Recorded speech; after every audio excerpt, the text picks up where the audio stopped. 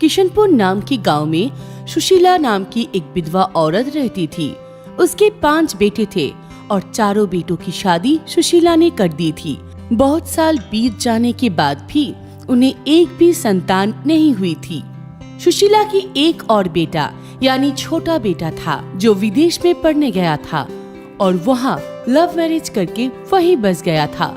ऐसे ही एक दिन एक साधु महाराज सुशीला के घर में भिक्षा मांगने आता है। भिक्षां देहि माते, भिक्षां देहि। बहुत भूख लगी है, कोई घर के अंदर है तो कुछ मुझे खाने को दे दे।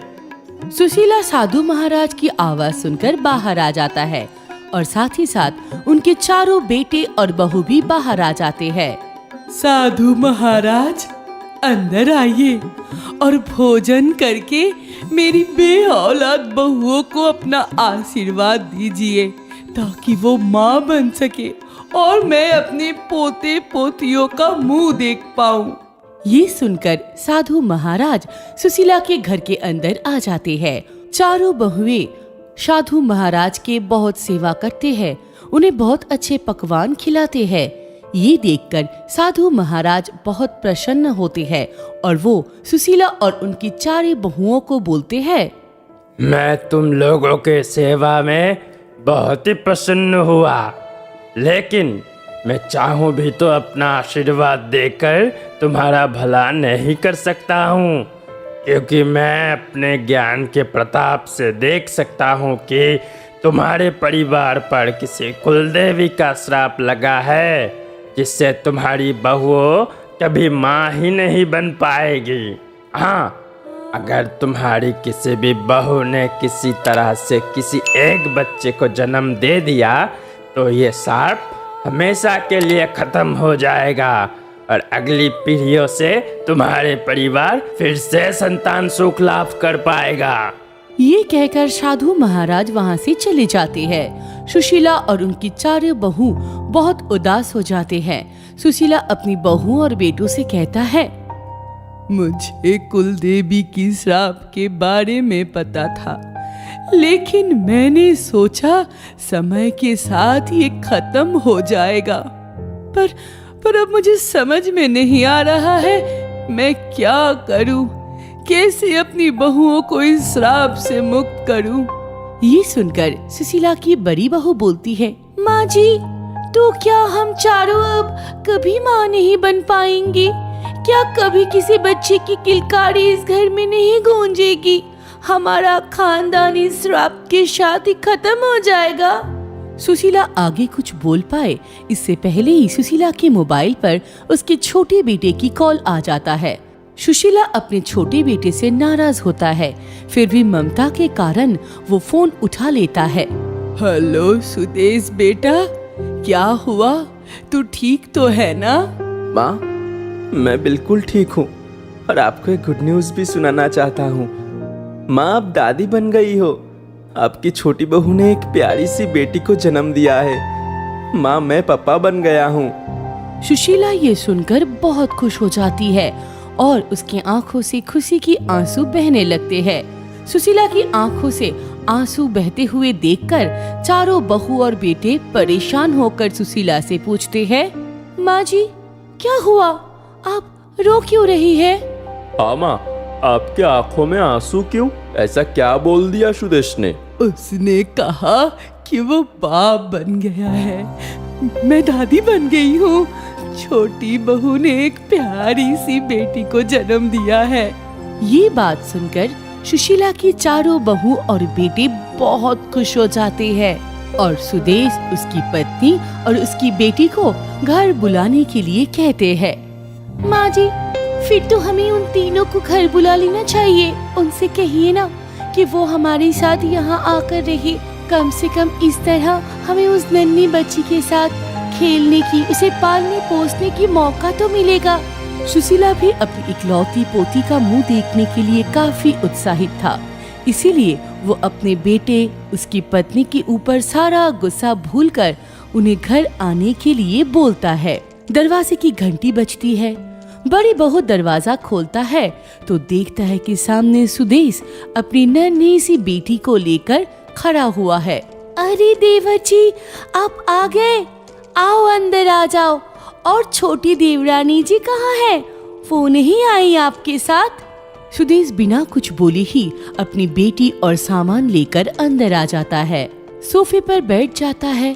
तब तक सुशीला और उनके चारों बेटी बहू भी वहां आ चुका होता है। सभी लोग सुदेश की नन्ही सी बच्ची को बहुत प्यार करने लगते हैं, बारी बारी से गोद में उठाकर बहुत लाड प्यार करते हैं। लेकिन सुशीला को अपनी बेटी की खुश चेहरे में कुछ उदासी दिखती है।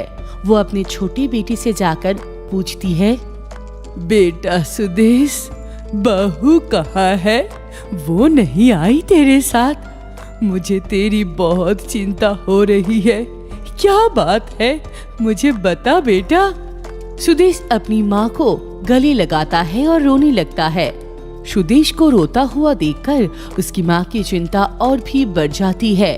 वो सुदेश को गले लगाकर उसे दिलासा देती है और फिर पूछती है, बेटा क्या हुआ है, मुझे बता। इतना साल दूर रहा लेकिन हमारे दिल से तू कभी भी दूर नहीं था, और तुझे ऐसा देखकर मुझे बहुत चिंता हो रही है। तेरे साथ क्या हुआ है बेटा? माँ, आपकी छोटी बहू आपकी पोती को जन्म देते ही भगवान को प्यारा हो गई थी, और ये बिन माँ की बेटी को अब मैं कैसे पालूंगा? मैं अपने सुनैने के बिना कैसे जिंदा रह पाऊंगा माँ? ये कहकर सुदेश फिर से रोने लगता है। सब लोग ये सुनकर बहुत दुखी हो जाते हैं कि इस फूल सी मासूम बच्ची की माँ अब इस दुनिया में नहीं है। सुदेश की बात सुनकर सुशीला की बड़ी बहू बोलती है, देवर जी, आपका दुख हम समझ सकते हैं, लेकिन इस मासूम बच्ची की बिल्कुल भी चिंता मत करना। हम सब इसे इतना प्यार देंगे कि इसे माँ की कमी कभी महसूस नहीं होगी। सब लोग सुदेश को इस बात का विश्वास दिलाते हैं कि उसकी बेटी का ख्याल वो सब मिलकर बहुत ही अच्छे से रखेंगे। माँ, अब तक मैंने अपने बेटी का कोई नाम नहीं रखा है, आप लोग ही कुछ अच्छा सा नाम रख दीजिए उसका। सुशीला दूसरे दिन ही साधु महाराज को बुलाती है और वो अपनी पोती का नामकरण करते हैं। सब लोग उस बच्ची को लेकर साधु महाराज के सामने बैठे होते हैं। बड़ी बहू अपनी गोद में लेकर साधु महाराज से बोलते हैं, साधु महाराज, हमारी फूल सी इस बच्ची की कोई प्यारी सी नाम रख दीजिए ना, ताकि इसका भविष्य बहुत अच्छी से बने। इस बच्चे का नाम होगा दिव्यांशी। इस बच्ची ने जन्म लेकर आपके परिवार को श्राप मुक्त कर दिया, लेकिन आपके परिवार पर जो श्राप अभी तक लगा था वो जाते जाते आपके परिवार से किसी एक सदस्य को अपने साथ ले गया। इसलिए ये बच्ची दिव्यात्मा का अंश है और अब ये दिव्यांशी है। दिव्यांशी नाम सुनकर सब बहुत खुश हो जाते हैं। चारों बहुएं मिलकर दिव्यांशी का खूब ध्यान रखती है, उसे नहलाते हैं, कोई दूध पिलाता है, कोई घूमने ले जाता है तो कोई लोरी सुनाकर उसे सुला देता है। सुशीला को ये देखकर बहुत खुशी मिलती है, लेकिन वो अपने छोटे बेटे सुदेश को लेकर बहुत ही परेशान होता है। सुदेश दिन रात दारू में डूबा रहता है, केवल अपनी बेटी से बात करता है और बाकी समय खुद को कमरे में बंद करके रखता है। एक दिन सुशीला अपनी बड़ी बहू से कहता है, रजनी, तेरी छोटी बहन की शादी हो गई है क्या? नहीं माँ जी, वो तो अब तक देवर जी की याद में ही जिंदगी बिता रही है। मेरी बहन ने सुदेश देवर जी से सच्चा प्यार किया था। सुदेश तो विदेश में शादी करके बस गया, लेकिन वो बेचारी अभी तक उस सदमे से बाहर नहीं आ पाया है। रजनी, मेरे मन में एक बात आई है कि क्यों ना सुदेश की दोबारा शादी कर दिया जाए। तू अगर ठीक समझे अपनी बहन से बात करे, क्या वो अभी मेरे बेटे से शादी करने के लिए तैयार है। बड़ी बहू ये सुनकर बहुत खुश हो जाती है और तुरंत अपनी बहन को फोन करके शादी के बारे में बताती है। सब मान जाते हैं और सुदेश की फिर से शादी हो जाती है। सुदेश अब पहले की तरह खुश रहने लगता है और दिव्यांशी को और एक माँ मिल जाती है। ऐसे ही दिन बीत जाते हैं और देखते ही देखते दिव्यांशी बड़ी हो जाती है। वो कॉलेज के लिए तैयार हो रही होती है। तभी उसकी पांचों माँ उसके सामने अपनी अपनी पसंद की 5 लड़के की फोटो लेकर आते हैं। दिव्यांशी, ये देखो, मैंने तुम्हारे लिए कितना अच्छा लड़का पसंद किया है, एकदम सोना है। अरे दिव्यांशी, उसको छोड़, ये देख, मैंने कितना मस्त लड़का देखा है तेरे लिए, एकदम हीरो है। इन तीनों की बात में एकदम गैर मत करना। देख, मैंने तेरे लिए एकदम परफेक्ट कितना सुंदर लड़का ढूंढा है। अरे ऐसे कैसे कोई मेरी दिव्यांशी से शादी करेगा? दिव्यांशी, इनको छोड़, तू इसे देख, एकदम राजकुमार जैसा लड़का है। दिव्यांशी, तेरे साथ बहुत अच्छा लगेगा। सब चुप हो जाओ। देखो, ये है मेरा पसंद किया हुआ लड़का, सबसे अच्छा। दिव्यांशी, तू इसे देख, इसके लिए तो मैं लाई हूँ एकदम हीरे जैसा लड़का, जो मेरी बच्ची को बहुत प्यार करेगा, बहुत अच्छा रखेगा। सुशीला और उनकी 5 बेटे ये देखकर जोर जोर से हंसने लगते हैं। तभी दिव्यांशी बोलती है, मेरी प्यारी मम्मियों, आप 5 ने आज तक मुझे अपनी अपनी पसंद की खूब खाना खिलाया, खूब कपड़े पहनाए, अपनी अपनी पसंद की जगहों पे घूमने भी बहुत अच्छे से ले गए, छोटी बड़ी हर बात का अच्छे से ध्यान रखे है। लेकिन अब बात लड़के की है, तो क्या आप लोग मेरी शादी 5 लड़कों से करवाएंगे? सुदेश और सुशीला ये सुनकर जोर जोर से हंसने लगते हैं। सुशीला बोलती है, मेरी बच्ची, तू परेशान मत हो, अपनी पढ़ाई पर ध्यान दे, उसे पूरी कर। और तुझे कोई लड़का पसंद आया है तो अपनी 5 माँओं को कह दे, नहीं तो ये 5 मिलकर तेरी शादी अपनी अपनी पसंद के 5 लड़कों से करवा देंगे। ये सुनकर 5 बहुएं शर्मिंदा हो जाते हैं और सुदेश बोलता है, तू बहुत ही खुशकिस्मत है मेरी बच्ची, जो तुझे इतना प्यार मिल रहा है। तेरी एक माँ को भगवान ने छीन लिया है तो क्या हुआ, उसके बदले में 5 माँ दे दिया तुझे। क्या हुआ?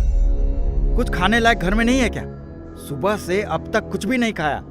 कुछ है तो जल्दी दे दो, मेरे पास ज्यादा वक्त नहीं है। अभी देती हूँ। कल का थोड़ा सा बासी भात था, उसमें नमक मिर्च डालकर दिया है। अपने लिए कुछ भी नहीं रखा है क्या? अगर रखा है तो वह भी मुझे दे दो, इतने में मेरा नहीं होगा। सच? और नहीं है, और रहता भी तो तुम्हें ही दे देती। क्यों नहीं है? सब कुछ खा लेती हो क्या? कुछ काम धंधा करके मेरे खाने पीने का इंतजाम नहीं कर सकती हो क्या? परेश गुस्से में हाथ के सामने जो भी बर्तन मिला उसे फेंक कर बाहर चला गया। परेश के जाने के बाद बगल वाली चाची आई और तनु को संभालने लगी। अरे बेटी, रो मत, रोने से कुछ नहीं होगा, तुमको कठिन होना पड़ेगा।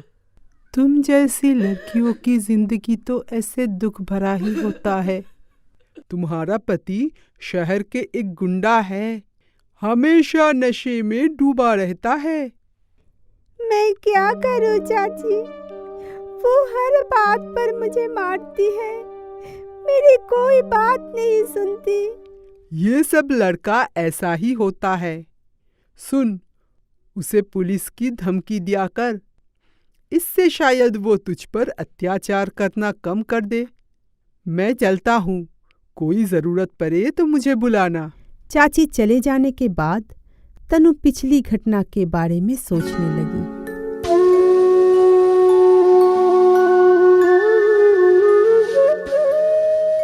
तनु गांव की एक भोली भाली लड़की थी। परेश मुंबई शहर में रहता था, लेकिन शहर में कहाँ रहता था और क्या करता था वो गांव में किसी को भी मालूम नहीं था। तनु की मौसी की लड़की की शादी में परेश के साथ तनु की मुलाकात हुई। आप कहाँ रहते हैं? मैं मुंबई में रहता हूँ, इस शादी के लिए आया हूँ। तुम्हारा घर कहाँ है? सामने जो तालाब है उसके किनारे पर छोटा सा गांव है, वहाँ पर हमारा घर है। ये मेरी मौसी की घर है। आप करते क्या है? मैं वहाँ मुंबई में ही काम करता हूँ। वहाँ मेरा बहुत बड़ा कारोबार है और बहुत अच्छा घर भी है। ऐसी बातों बातों में दोनों एक दूसरे के करीब आ जाते हैं। शादी खत्म हो जाने के बाद परेश तनु से कहता है, एक बात कहना चाहता हूँ तनु। जब से मैंने तुमको देखा है तब से तुम मुझे बहुत अच्छी लगने लगी हो। मैं तुमसे शादी करके तुम्हें मुंबई अपने घर ले जाना चाहता हूँ। तनु को भी परेश शुरू से ही पसंद था। वो मन ही मन सोचा, परेश कितना सुंदर है, मुझसे कितना प्यार करता है। मैं मुंबई जाऊंगी, वहाँ मजे से रहूंगी। मुझे भी तुमसे प्यार है परेश, तो मेरे घर में आओ और बाबा से बात करो। दूसरे दिन ही परेश तनु के पिता से बात करने उनके घर जाता है, लेकिन उसे देखकर तनु के घर वालों को परेश पसंद नहीं आता और वो लोग इस शादी के लिए इनकार कर देते हैं। लेकिन तब तक तनु परेश के प्यार में बिल्कुल डूब गई थी। मेरे घर वाले इस शादी के लिए नहीं मान रहे हैं, लेकिन मैं तुम्हें छोड़ के किसी और से शादी करने का सोच भी नहीं सकती, इसलिए हम लोग भाग के शादी कर लेंगे। ठीक है, मैं टिकट निकाल लेता हूँ। परसों ही मंदिर में शादी करके निकल जाएंगे। ठीक है। क्या सोचकर घर छोड़ा था और क्या निकला। शादी करके परेश तनु को मुंबई तो ले आई, लेकिन मुंबई में कोई बड़ा घर नहीं। परेश तनु को लेकर एक बस्ती में जाकर उठी। तुमने तो कहा था कि मुंबई में तुम्हारा एक बड़ा घर है, तो वो सब झूठ था। गुस्सा मत करो, मैं सब ठीक कर दूंगा। अब अंदर चलो भी। अब सोचकर कोई फायदा नहीं, गांव वापस जाने का भी कोई रास्ता नहीं है। आगे शायद सब ठीक हो जाएगा। ये सब बात याद करते करते तनु थक कर सो गई। देर रात को परेश नशे के हालत में घर के अंदर आया। खा पी कर घोड़े बेचकर सो रही है, मेरे लिए अभी का अभी खाना ला। मैंने तो कहा था कि घर में कुछ भी नहीं है, कैसे खाना बनाऊं? ये सुनते ही परेश आग बबूला हो जाता है और चूल्हे के पास रखा हुआ पत्थर उठाकर तनु पर जोर से वार करता है। तनु बेहोश होकर जमीन पर गिर जाती है। ये क्या हो गया? साली मर गई क्या? परेश चल भाग ले यहाँ से। परेश दरवाजा खुला छोड़कर भाग जाता है। सुबह पड़ोसी को घर के अंदर तनु पड़ी हुई दिखाई देते हैं, तो वो लोग तनु को उठाकर अस्पताल लेकर जाते हैं। मैंने दवाई दे दिया है, उसे होश आ जाएगा, लेकिन आगे उसे सावधानी से रहना होगा क्योंकि वह मां बनने वाली है। तनु घर लौट आई और पड़ोसी के मदद से कुछ दिनों में वो ठीक हो गई, लेकिन परेश नहीं लौटा। तनु अब काम ढूंढने लगी। बाजू वाले चाची के मदद से उसे एक होटल में बर्तन धोने का काम मिल जाता है। तब से वो अपना और अपने होने वाले बच्चे का ध्यान खुद ही रखने लगी। ऐसे 9 महीने बीत गई। दर्द आने पर चाची उसे अस्पताल में भर्ती करवा दिया। वहाँ तनु एक खूबसूरत गुड़िया जैसी लड़की की जन्म दी। बेटी को गोद में लेकर तनु की जिंदगी से लड़ने की हिम्मत और भी बढ़ गई। उसने अपनी बेटी का नाम किरण रखी। कुछ महीने में ही तनु किरण को लेकर काम पर जाने लगी। किरण को पास में लेटाकर वो काम करती थी। धीरे धीरे वो बर्तन धोने के साथ साथ वहाँ खाना भी बनाने लगी, क्योंकि अब किरण बड़ी हो रही थी, तो उसे पढ़ाने के लिए तनु को ज़्यादा पैसा चाहिए था। इतना छोटा सा बच्चा लेकर तुम इतना सारा काम कर पाओगी क्या? हाँ मालिक, ये लड़ाई हम माँ बेटी का है, इसलिए मेरी किरण की वजह से मुझे कभी दिक्कत नहीं होता है। देखते देखते 22 साल बीत गई। अब तनु बहुत कमज़ोर हो गई थी। किरण हमेशा से पढ़ाई लिखाई में बहुत होनहार थी। कॉलेज ख़त्म होने के बाद वो पार्ट टाइम जॉब करने लगी और साथ में सरकारी नौकरी के लिए बहुत मेहनत भी करने लगी। किरण की मेहनत रंग लाई और किरण को एक अच्छी सरकारी नौकरी मिल गई। माँ, माँ, जल्दी आओ। हाँ, आती हूँ। बोल, क्या हुआ? मुझे सरकारी नौकरी मिल गई है माँ। तुम्हारी लड़ाई आज सफल हुई। आज से तुम कोई काम नहीं करोगी, बस आराम करोगी। ये लड़ाई आज से मेरी है। किरण की बातों से तनु की आंख आंसू से भर गई। मेरी लड़ाई तो तुझसे शुरू हुई थी और तुझी पे खत्म हुई। मुझे बहुत गर्व है कि तू मेरी बेटी है।